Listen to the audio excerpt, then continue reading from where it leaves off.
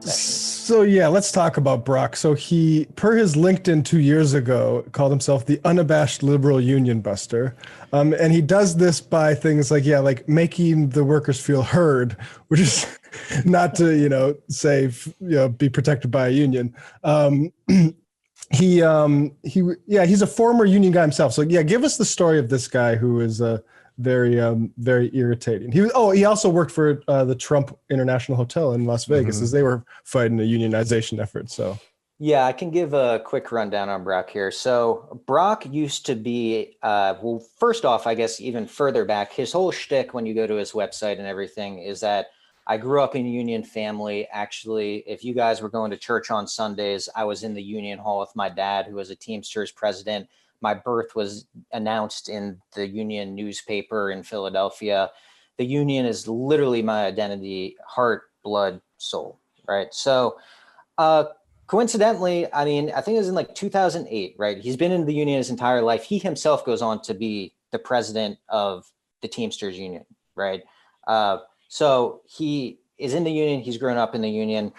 He loses the race for, I think it was like the Treasury Secretary. It was the top head honcho decision maker for the Teamsters, right?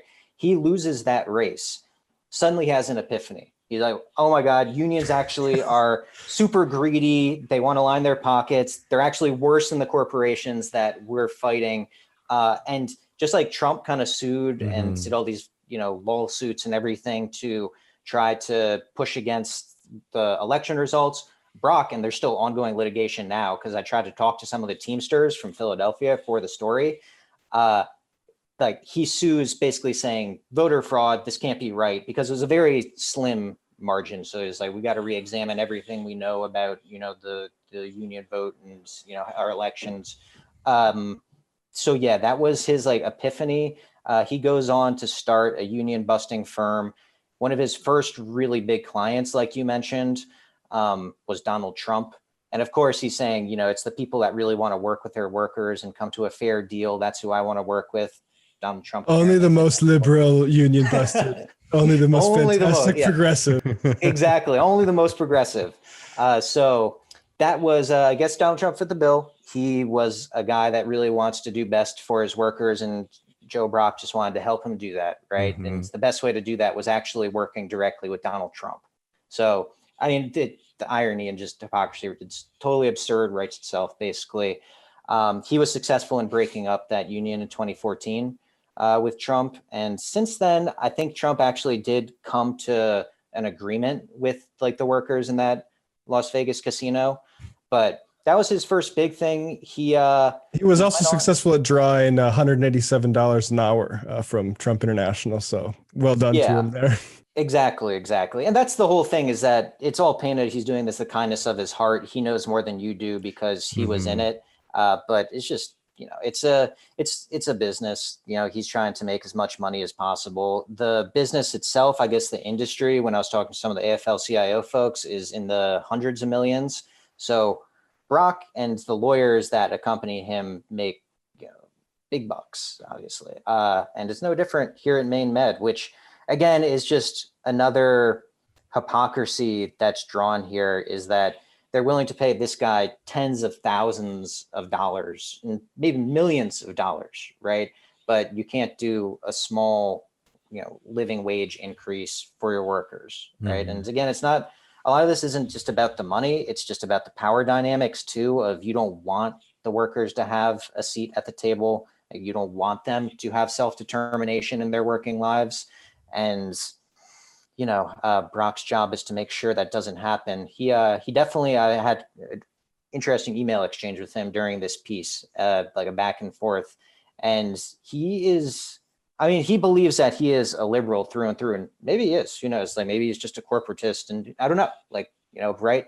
But he definitely holds on to that title. And because Portland is a very progressive city, we're a small city, but it's very progressive. We have very strong DSA presence here. We've done things like people referenda to get, basically a Green New Deal for the city, banning facial recognition technology. Like, these are all things that happens, in Portland, right? And So it's like a progressive place to bring in a liberal, quote unquote, liberal union buster was maybe part of the plan to kind of appeal to people. But Yeah. that's Brock. I guess like I could talk a little bit about his philosophy that was in that kind of LinkedIn piece if you want. That's like his history. So get into that. I just want to bring out this one part about the pay them fairly thing, and it kind of gets into like he uses this baseball example, which drives me insane. Yeah. So he says, fair is much different standard and one you would do well to attain. Remember, the baseball pitcher is happy to earn $20 million a season to throw a baseball. Well, he's only happy until you pay the next best guy $25 million. Your generosity just bought your union. Like, which I would say all those guys should be paid, a significant more. I don't know why owners versus players unions. I mean, it's a very condescending view of pitchers, I would say. But yeah, tell me about his philosophy. Yeah, I mean that line like in some ways sums up his philosophy in a lot of ways. But he has three kind of big tenets, and again, all of this derives from his history and context of I'm the union guy. I've been in it. I know what really goes on. I know they're greedy. I know they're bad. But I still fought like hell to maintain my position as union president. But I hate unions, like, believe me.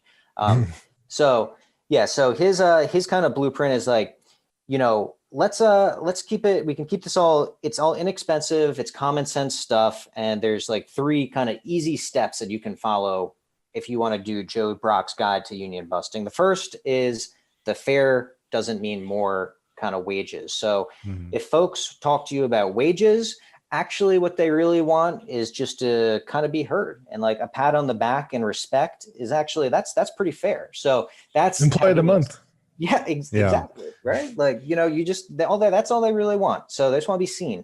So that's like, just be fair. Right. And again, the emphasis specifically on it's not more. Give them, I think explicitly he says something along the lines of treat your employees with respect, pat them on the back for the extra effort. So that's like the second part is give them respect, right? Like, what these guys really want to do. And pretty disgusting, I thought, just how he lays it out. Honestly, it sounds like a dog or something. He's like, yeah, pat them on the head. Come on. Like, just give them a fair meal and pat them on the head. And it's like, they're good.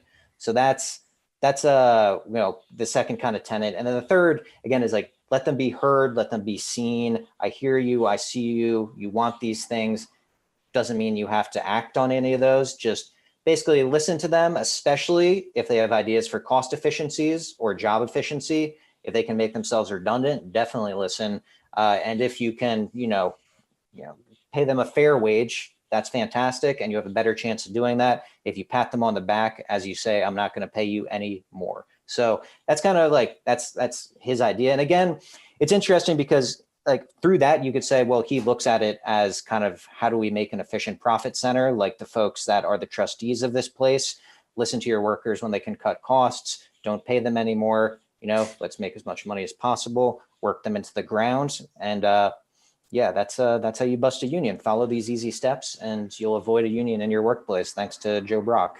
You see that all over the place with essential workers during this pandemic, and we need to recognize them. Yeah, it's like, no, that's what I recognize. There's a part of it that like maybe he really is liberal, like he's saying, because he's saying like all workers want to do is they want to be heard and be recognized and be seen, and we understand your feelings. Instead of what people actually say is like we want to be paid more, and we don't just want to be listened to. We want to be able to exert our power and protect our interests in a formal position in the organization that is our family, right? And that organization is this union. It's a really amazing kind of way of framing it. And again, that's the job. Mm-hmm. Yeah, that is the job. And I mean, it's I'll have to say, like, I know that there's been a lot of support. There's a lot more positive support for the union inside the hospital than there is folks that don't want the union, right? And this could have even passed in the previous years if there wasn't such aggressive anti-union like combativeness and bringing in these sorts of firms. These past two pushes for a union could have succeeded. I mean, in the case of 76, when that happens, they drew out with different litigation. It was 9-10 months before it was even getting to the point of a vote on this thing. So just like already now, we've seen that the timeline is expedited. COVID has really helped with that. The ballots nicely, and I guess I can hold up, like our print paper, this was kind of timed because the ballots went out on March 28th and they are counting the ballots on April 29th. So we wanted to get this out like on the streets as this was happening and everything. But like what I'm saying is like, there's definitely going to be a vote and there's a lot of support, right? And when they did turn in their cards, there was a lot of signatures too, like, an overwhelming amount. So it seems good, but despite all of that, they must not be listening because like they're still going and doing the same things. The management is still paying Brock a boatload of money to disrupt the union.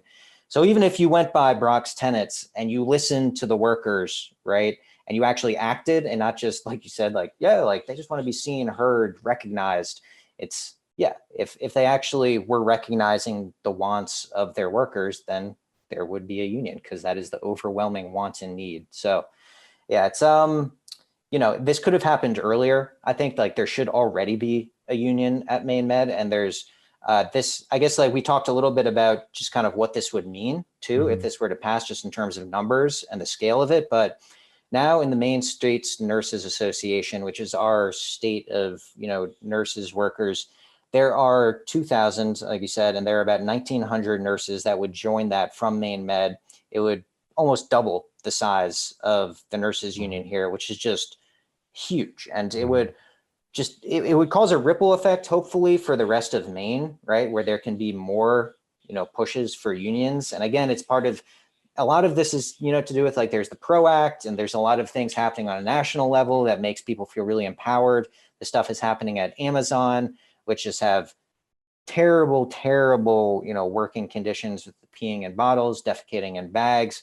People are realizing that things are bad for the people that just got us through this pandemic, like really bad. So I think, yeah, I mean, I'm hopeful about everything, but yeah, we'll see how it all plays out. End of the month is when the vote happens, but it would totally change, the Nurses Association here and probably the push for organized labor in Maine too, hopefully. Godspeed, Maine nurses. Nathan, tell us about Mainer.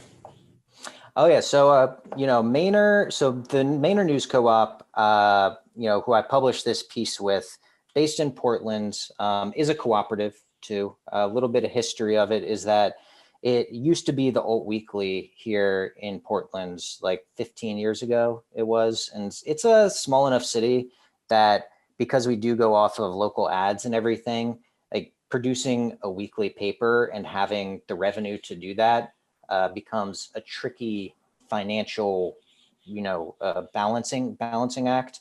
So just like a lot of other local papers, this was, I think, 15 years ago, a private equity firm came in. I can't remember the name of it. It was, the paper at that point was called the Casco Bay Weekly, the Alt Weekly, and it was owned by one guy. He had not been making money on it for a couple of years because do you guys know like Boston Phoenix and like the Phoenix, that Alt Weekly kind of network? So they started in Boston and then they kind of started McDonald's modeling like Alt Weeklies and other similarly kind of liberal progressive places, Portland being one of them. So they started as the Boston Phoenix, opened up a branch here. They went after a lot of the advertising market that we were obviously with too at that time.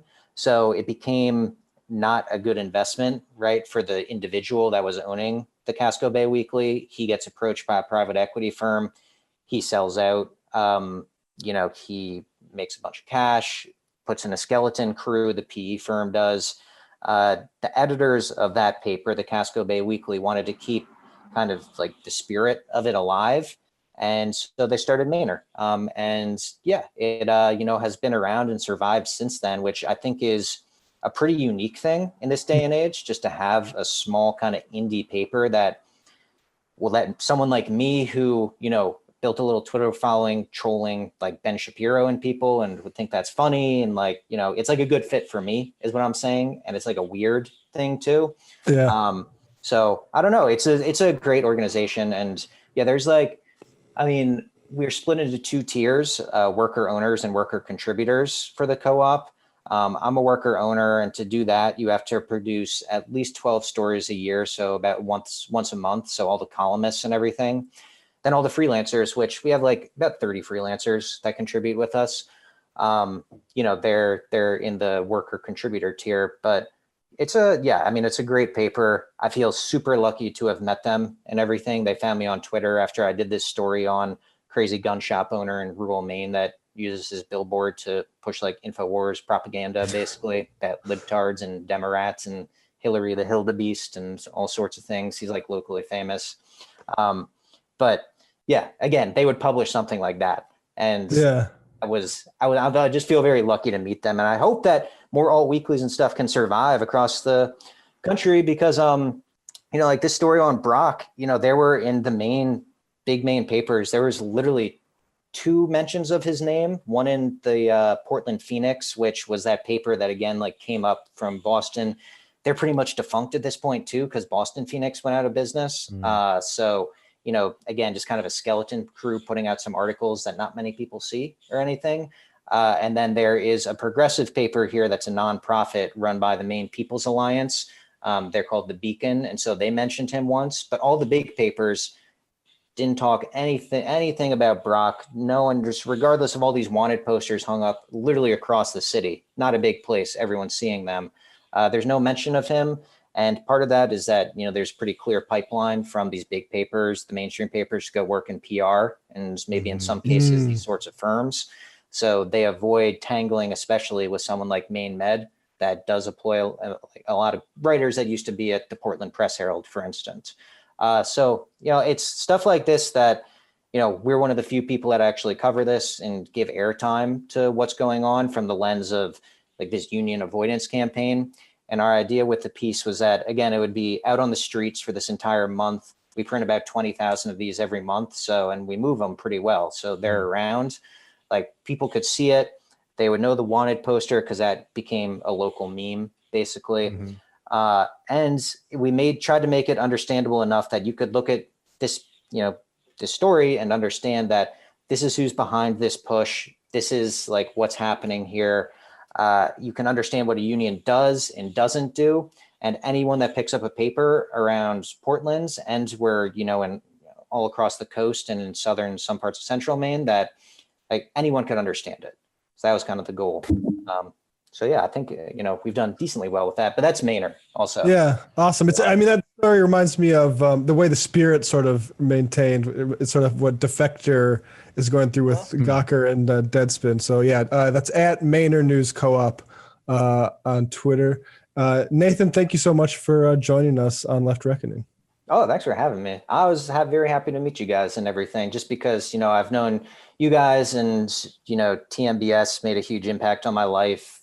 Majority Report has made a huge impact on my life. Just the work that you guys have done has definitely, along with some other folks that I've met online and elsewhere, have like pushed me to try to do something like this as a career, which I never thought was in the cards for me. Right. And it's just, you guys just made a huge impact on my life in a very positive way. And happy to chat with y'all.